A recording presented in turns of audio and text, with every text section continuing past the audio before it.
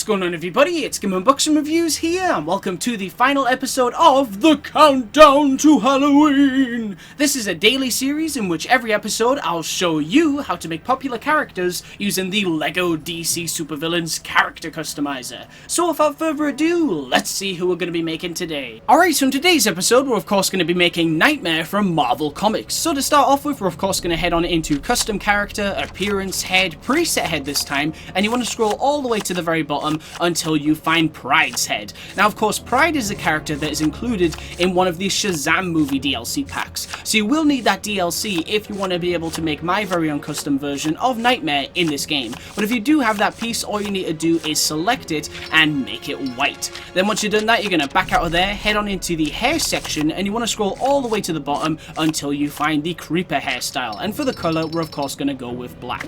Nice. Now then, onto the body. So for the body, we're going to go for preset body, and that body is going to belong to Prometheus, and for the color we're going to go with this green right here. Now then, Prometheus is another DLC character, so you will need the TV Supervillains pack if you want to be able to make this exact design in your game. But if you do have that piece, all you need to do after that is back out of there, head on into arms, both arms, and we're going to scroll all the way to the very bottom until we find Prometheus's arms, and for the color we're going to go with the same green. Now then, for the hands, we're just going to be matching the skin tone by making them white. For the hips, you're going to scroll all the way to the very bottom until you find Mad Harriet's hips, which we're also going to make green. And then for the legs, you're going to go with Adam Strange's. And for the first color, what you want to do is make it green, and the second color is also going to be green. And finally, of course, it wouldn't be Nightmare without a cape. So we're going to head on into the cape section, select cape 11, and for both colors, we're going to go with dark green.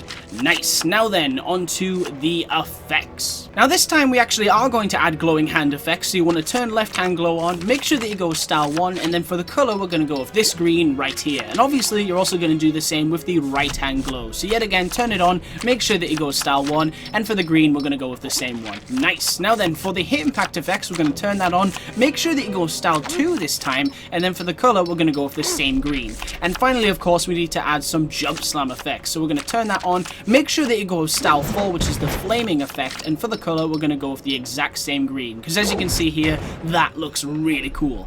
Nice. Now then, onto the abilities. So we don't need to add any abilities to the tag button, but for the jump button we're going to go to double tap X, double jump, turn that on, and we're going to go with double jump style 2. Then once you've done that, you're going to back out of there, head on into the action button section, we're going to select tap square, and you're going to go to bolts. So you want to turn that on, make sure that you go with both hands as the bolt origin. For the bolt style, we're going to go with bolt style 7. For the bolt color, we'll go with this green right here, which we went with before. We don't need targeting, but for the damage type, we're going to add explosive bolts. Now then, for the hold square ability, we're going to add a beam attack. So you want to turn that on, make sure that you go with beam style 7 this time. For the beam damage type, we're just going to stick with a heat beam. For the color, we're going to go with the same green, and for the beam origin, we're going to go with both hands. Nice. Now then, next up, of course, we need to do the special button abilities. So for tap circle, I went ahead and gave him a force field. So you want to turn that on, make sure that you go with force field style 4, and then for the color, we're going to go with the same green, because as you can see here, that looks extremely cool.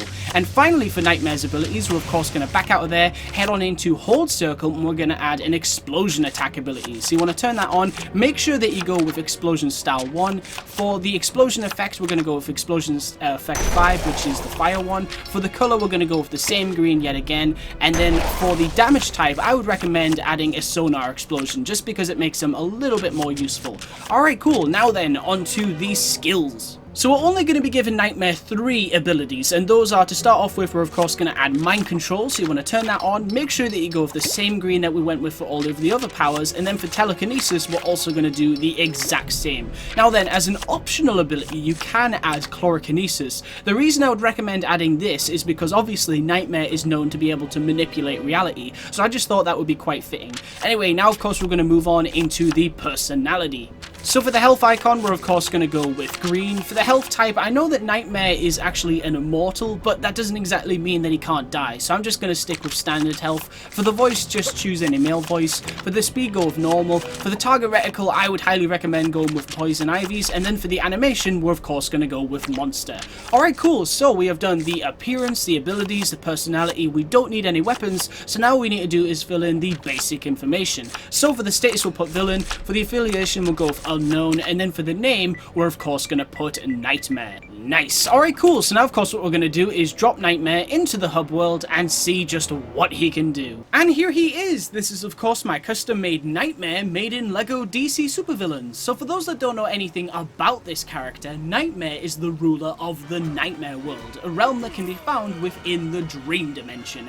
Here he has unlimited power and the ability to influence living beings. Simply by capturing their astral form while they sleep, he can bring them into his realm and torment them in any way that he wishes. Now, I don't believe that this has actually been officially confirmed just yet, but it's looking very likely that Nightmare will be making his live-action debut in Doctor Strange in the Multiverse of Madness. And I don't know about you guys, but I am extremely excited about that movie. I mean, the title alone is enough to get you hyped, but this is literally my dream sequel for Doctor Strange, because I really wanted to see director Scott Derrickson take advantage of his horror background, and that is exactly what he is doing, because this film is now confirmed to be Marvel Studios' very first horror movie, which is very exciting. I also thought that bringing Wanda into the sequel just seemed like the most logical next step, and sure enough, the Disney Plus WandaVision series will lead right to this film, which is really interesting, especially when you consider the fact that reality as we know it in the MCU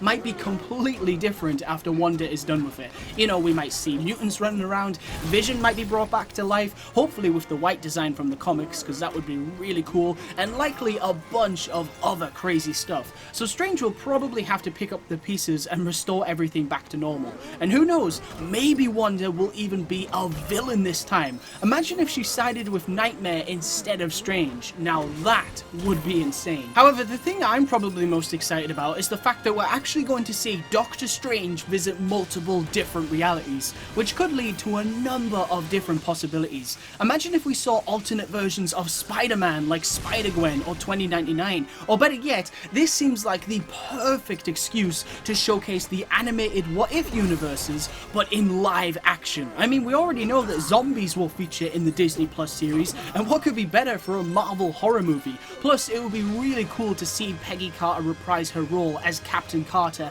but in live action. And who knows, maybe they'll even use this movie to bring Deadpool into the Marvel Cinematic Universe, because as we all know, that is inevitable.